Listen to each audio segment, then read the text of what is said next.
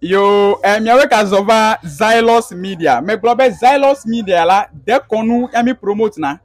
Me biana doku nyete na bede. Ema imege ayepe vo me ko ope de konu alo sron de konu ko vaode.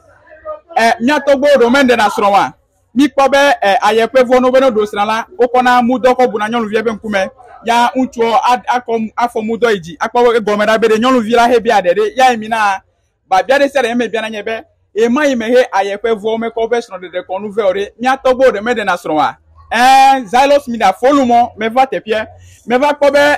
gupoporo yiji me nyavio ta ope nu no la lenye qualify ta ma bia bere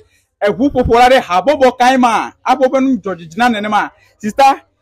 me ko me vare ya pe nu nya pona mapa me ma bia bere me pe habobo la de lekoyo ne yo akpe nya pe habobo nko enye Chomele TV culture troupe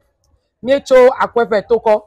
hey ire tere hu alo hey ke tere hu akpe asogle ofe ngogbe pe jume nyanta mi serare obenu ka Chomele TV, that's a future stars future stars obe zigi emeva obenu wona pete George na malekpepe henye follow mo me kwere do kunye jibe lekone de konu yama dode jita obenu wona George na malekpepe okay kene wonye ne ma ke ma tere nkwa ma bia medibe na za abe adabokuko ewo peko mi afia mi si ke mi pona mi abe kuko re mo de malia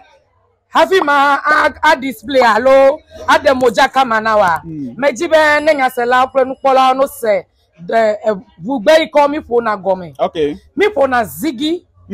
zigi ya nya zigi na we ela bena enye de konu ike nya togbi opro nya mama o ko dadi enye vufofo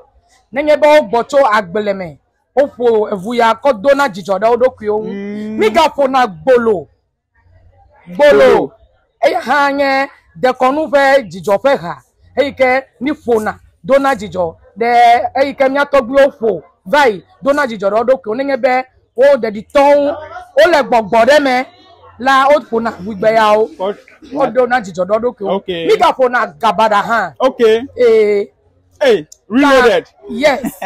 ta mi apen ko a Chomele TV a nye chonko ya kle susube abe we ke globe future stars yeah the bi ya le ke ko a so ya kata o je e ke o chipete o je gome klem ni be mi de YouTube alo Facebook a mi type alo mi fo Chomele TV culture troupe ya pom ya pe bugbe ha vovovo le mi apen kutefe o so de fe o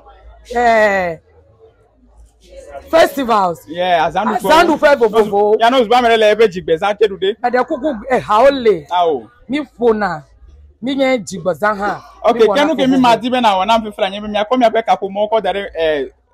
emoji kwa plus we no zbe amede he hia mila ma pefu bibo me apefu fun reko ta kopo fe kapo mo dare emoji kwa ne mi atonu po yo akpe folumo we le doji nya fe kapo mo na Chomele TV culture troupe alo zigi gbolo gabara ha o sese ha eya enye 0246 51 another 51 85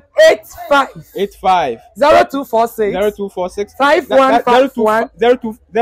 0246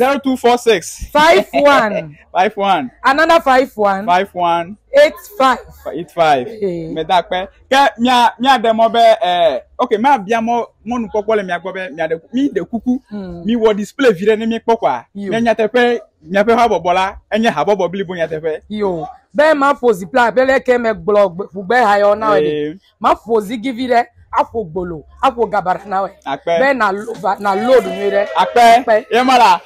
e ka potole Xylos Media po ogbona mi be oyo afo ebugbe o mi ase tamina mi na mo kwa ne mi akponu ihe wata woda na edi open number email screen e go me boko we akwela yo esro de pro esro be ada kutepe ya jigbezanu pe ya alazande ya yomi alo yo kwa akeron keep subscribing let's go